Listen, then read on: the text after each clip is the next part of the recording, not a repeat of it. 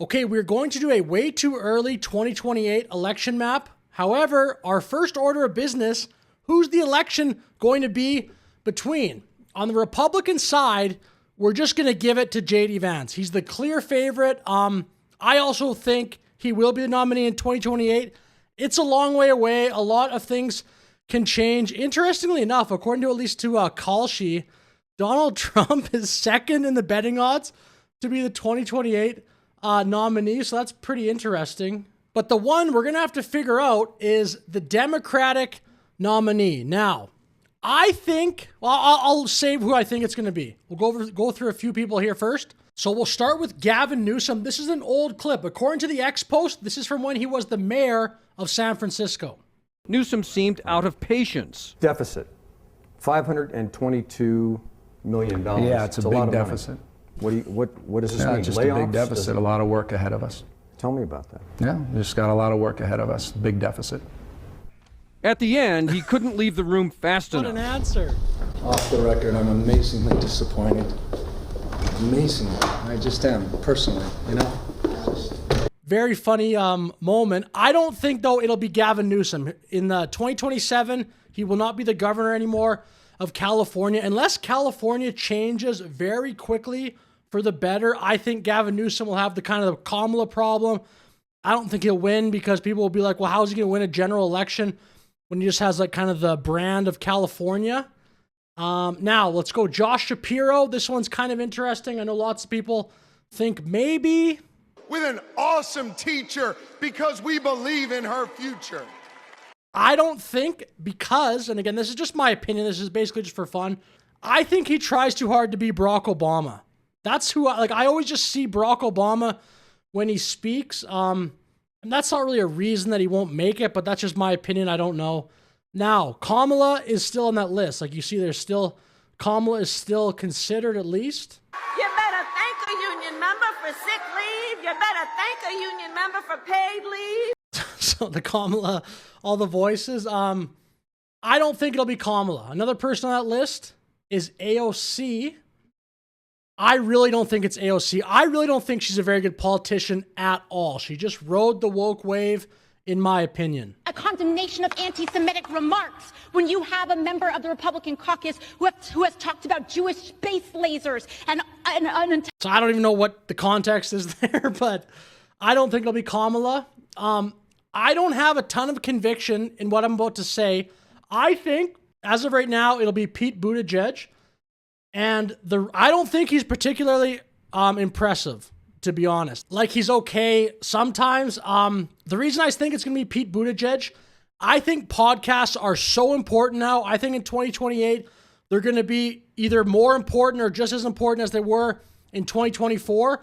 You have to be able to go on long-form podcasts and lay out your case. And I think Pete Buttigieg has, like, very consistently, actually, more than anyone I've really seen that's like a mainstream Democrat, done this. Like, I didn't even know this video existed, but here's this like video of like Pete Buttigieg basically debating 25 undecided voters. I think that is just such an advantage to be able to do that. Again, I don't think Buttigieg is that impressive, but he can go on shows and like he's relatively well-spoken. He can, for the most part, not make a fool of himself. I just don't think he's the greatest. I think he's kind of boring, but Real Time with Bill Maher, here he is, this long show with New York Times.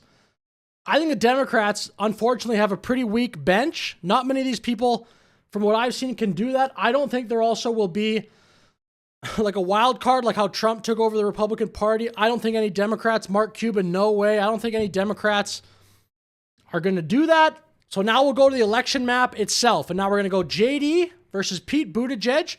Who's going to win? We're going to start off with the map as it was in 2024, less all the swing states, at least the swing states we thought were swing states. Donald Trump, as we know, won all of them. So now I'm going to go for J.D. Vance.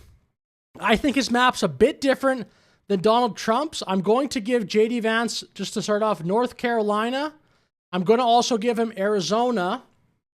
Now, I think this is where it gets interesting because I think Georgia and Nevada are actually not as good for JD as they were for Trump. I think Trump has an ability to just get a whole new class of voter, You call it the hidden Trump voter, the just like voter that only votes for Trump. They vote for, like for example, in Arizona, Trump easily won Arizona and Kerry Lake did not win, the Republicans. So there's just a massive amount of people, I think, that only like are interested in Donald Trump. I don't think JD Vance will have that appeal in certain areas of the country, just like the celebrity of Trump. So for that reason, I'm actually going to give Nevada, whatever it is, to JD or to Pete Buttigieg. In this case, disagree with me if you want in the comments. Again, I don't have a ton of conviction about this. I think it'll still be close.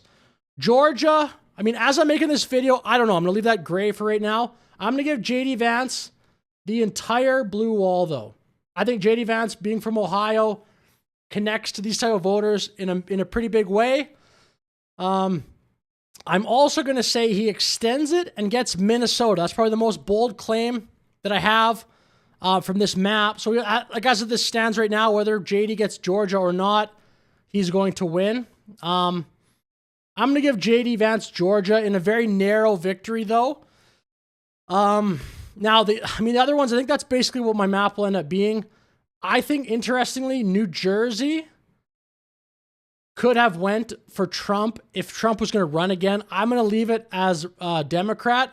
I think it's kind of interesting. I think it'll be very close in 2028. And again, this is assuming like no black swan events. Like, for example, a COVID would have been just like a massive black swan thing that like threw off the entire election. So things can change. I mean, maybe Trump gets in, has a great term. There's no black swans. Maybe JD Vance could even extend this map further. Maybe he can go New Mexico, maybe. Like maybe could win Nevada. Maybe you get like a Virginia goes, place like New Jersey, stuff like that, and it just ends up being a landslide. I don't know, but I'm going to keep it as a lot of blue. I guess I said Georgia for JD. Keep it like that. I think that's what, or I'll go like that. So that's what I think my map will be, 316, 222, which is a pretty convincing win, actually, for JD in this scenario. I think, though, the popular vote, I don't think JD will do as well in the popular vote as Donald Trump did. I think Donald Trump just has more broad popularity across the country, even though JD Vance might win quite a few electoral votes. I think regardless of who the Republican nominee is, if Donald Trump has a great presidency and it gets lots of good press, I think the Republican will win. Things can happen. I don't know if the Donald Trump presidency is just 50-50, just so-so. I think obviously the Democrats have more of an advantage in that scenario, but obviously I think the Republicans will have a good presidency and the Republicans will win in 2028. That's at least what I'm comfortable with saying at this moment. So with that said, I'll finish the video here, but let me know your thoughts in the comments. Where do you agree with my map? Where do you disagree? Either way, thank you very much for watching. Have a great day. See you in the next video.